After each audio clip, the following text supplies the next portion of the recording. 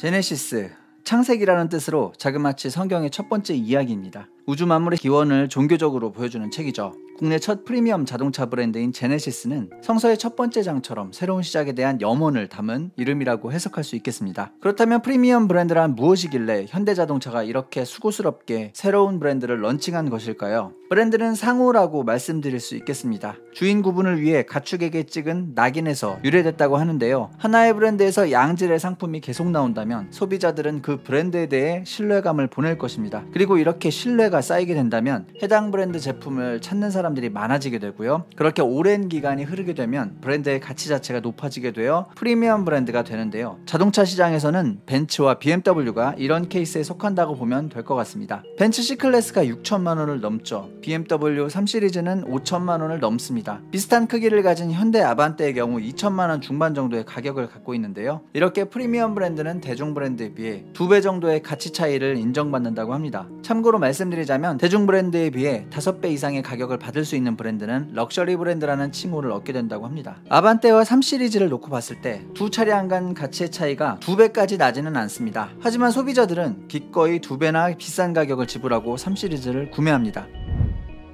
아까 말씀드린 것처럼 오랜 세월 동안 좋은 상품을 내놓으면서 고객들에게 가치를 인정받는 것이 본질적인 프리미엄 브랜드일 텐데요. 현 시대 대중 브랜드들에게 프리미엄 브랜드와 같은 가치를 인정받는 것은 너무나 먼 미래의 이야기고요. 불확실한 이야기일 것입니다. 벤츠와 BMW는 이미 100년이 넘는 역사를 쌓아 올렸잖아요. 100년이 지난다고 하더라도 아반떼를 벤츠 C클래스나 BMW 3시리즈와 비슷한 가격으로 책정하기는 힘들 것 같은데 아마도 현대차 임직원들은 이 같은 현실을 보며 마치 거대한 절벽 앞에 서 있는 느낌이 들지 않았을까 생각을 해봅니다. 그리고 이러한 절벽을 오르기 위해 여러 방안을 검토했던 그들에게 토요타의 프리미엄 브랜드 전략은 아주 좋은 솔루션으로 느껴졌을 겁니다.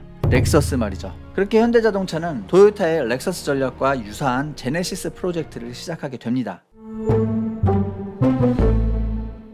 원래 제네시스 브랜드는 훨씬 일찍 런칭했어야 하는데요. 2000년대 후반에 불어닥친 미국발 금융위기 때문에 런칭을 뒤로 미룰 수밖에 없었다고 하고요. 프리미엄 브랜드의 첫 번째 차가 될 뻔한 제네시스 BH 모델은 현대 브랜드의 고급 세단으로 출시하게 되었습니다. 그리고 2016년 때가 되었다고 생각한 현대기아차 그룹은 드디어 프리미엄 브랜드 제네시스를 출범하게 되었는데요. 망하면 안 되는 프로젝트였던 만큼 특단의 조치를 두 가지나 단행하였습니다. 먼저 현대 에쿠스를 단종시켰고 후속 모델인 EQ900을 제네시스의 라인업으로 편입시켰습니다. 두 번째로 2세대 제네시스 DH를 G80으로 바꿔 제네시스로 편입시켜버렸습니다. 현대자동차의 라인업 중 가장 수익성이 좋은 고급 세단 두 종을 넘겨받아 사업을 시작한 만큼 절대 망할 리 없게 된 제네시스는 라인업의 확장을 위해 2017년에 G70을 출시하죠. 판매량이 엄청나지는 않았지만 북미 올해의 차로 선정되는 등 평가는 나쁘지 않았습니다. 하지만 이때까지만 해도 제네시스는 프리미엄 브랜드로서 정체성이 좀처럼 잡히지 않는 모습을 보여주었는데요. 이 같은 분위기가 2020년 1월에 출시한 SUV GB80부터 바뀌게 됩니다. 제네시스의 윙 엠블럼을 본따 만든 투라인의 프론트라이트와 크레스트 그릴로 익스테리어 정체성을 확립하였고요. 여백의 미를 적용한 인테리어 디자인은 충분히 고급진 모습을 보여줬습니다. 그리고 뒤이어 출시된 3세대 G80은 근사한 프리미엄 2세그먼트 세단의 위용을 자랑하며 큰 인기를 얻게 되었죠. 특히 4기통 엔진 탑재 모델은 벤츠나 BMW의 동급 모델 못지않다는 평가가 나올 정도였습니다. 이후 출시된 GB70은 유려한 차체 비율과 멋진 실내외 디자인으로 다시 한번 성공하였고요. 순수 전기차 GB60 역시 나름 의미 있는 성과를 거두고 있습니다. 덕분에 한국에서는 이미 벤츠나 BMW와 같은 프리미엄 브랜드로 입지를 확고히 다졌고요. 북미에서도 괜찮은 판매량을 기록하고 있다고 합니다. 다만 2025년부터 내연기관 모델은 출시하지 않겠다고 밝힌 것에 비해 전동차 쪽의 실적은 그리 눈에 띄지 않는다는 점이 브랜드가 좀 고민을 해야 할 부분인 것 같습니다. 특히 G80 전기차의 실적은 뼈아플 듯하죠. 또 하나의 숙제는 현대차로부터 완벽하게 독립하는 것일 텐데요. 아직도 별도의 생산 라인이 아니라 현대자동차 공장에서 제네시스가 함께 생산되고 있고요. 판매망도 현대자동차의 망을 많이 이용하고 있습니다. 정비도 현대 블루엔즈에서 받아야 하죠. 대중 브랜드보다 2배의 가격을 고객들에게 부담시키기 위해서는 제품의 상품성뿐만 아니라 생산, 판매, AS에서도 특별한 서사를 고객들에게 선사하여야 할 텐데 지금으로서는 단순히 비싼 현대차라고 비판받는다고 하더라도 할 말이 없는 상황입니다. 제네시스도 이 같은 점에 대해 잘 알고 있을 텐데요. 과연 제네시스가 자신들의 단점에 대해 얼마나 속도감 있게 개선해 나갈지 지켜볼 만한 재미가 있을 듯 하고요. 또한 그들이 공언한 2025년 탈내연기관 프로젝트를 정말 이룰 수 있을지에 대해서도 귀추가 주목됩니다. 이상 영상 마치겠습니다. 도움되셨다면 구독과 좋아요 부탁드리고요. 시청 감사합니다.